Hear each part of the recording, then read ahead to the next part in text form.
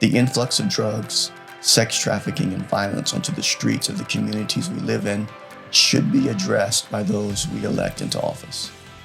As a country, we ought to be able to be both secure at our borders and welcoming to the many who want to legally become citizens. From Living Word Church, you're listening to the Living the Word podcast, encouraging you to walk steadfastly in your Christian faith.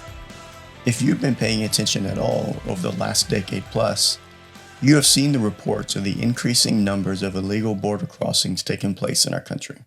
Estimates of the number of illegal crossings per day are at around 10,000.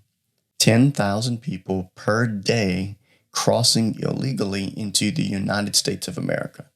There are many things to consider as we evaluate this border crisis. And yes, it can rightly be called a border crisis. The first thing to think about is from a larger 30,000-foot perspective. A nation with no borders is no nation at all. A nation that does not protect against the potential of criminals entering her communities and neighborhoods is a nation that has lost its way.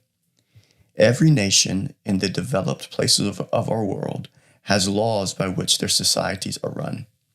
These laws are intended to protect the innocent and punish the evildoer.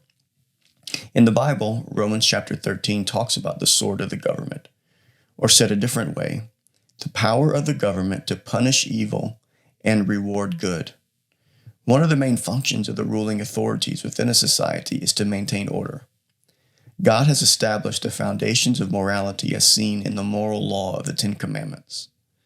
The moral law of God should function within a society to inform how people should relate to God and to one another. The big picture perspective is that a nation that does not uphold laws for the protection of her citizens is failing in the basic responsibility of maintaining law and order. Here's another significant perspective about the United States. The United States of America is in reality a nation of immigrants. Our nation has from the beginning of her founding been a nation that has welcomed people to her shores to take part in this great American experiment. Our nation is unique amongst the nations of the world. The freedoms we have as citizens to speak as we want, to worship as we choose, to protect our family and property, to have our voice heard through free and fair elections, our legal system, and our constitutional republic form of government. These reasons and many more are why people from all over the world have for over 2 centuries sought to become American citizens, have sought to migrate to our country to legally become American citizens. This is yet another perspective that we must consider. In 2023, over 878,000 people became naturalized U.S. citizens. That is, on average, approximately 2,500 immigrants per day who are legally becoming U.S. citizens. This puts into context the average of 10,000 illegal immigrants who are flooding into our country every day.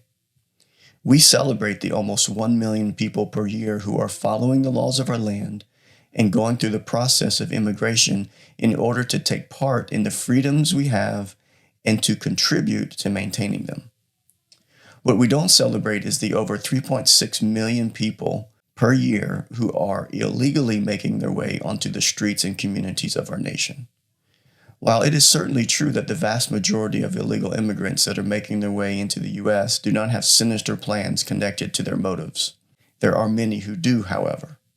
The problem of illegal drugs flooding past our borders, making its way into the hands of dealers, finding its way into our cities, schools, and families, is a problem that has been devastating over the last several years.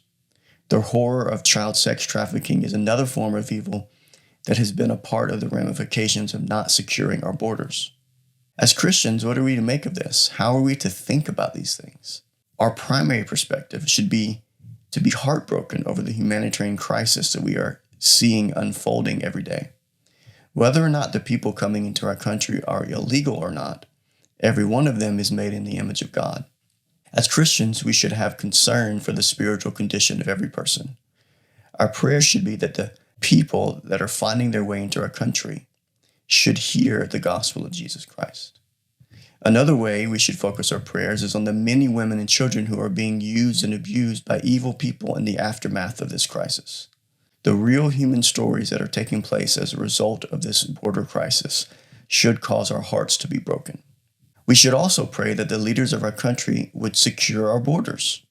We should pray that the leaders of our country would care more about enforcing the laws concerning immigration than they are about using this crisis as a means for their own political gain.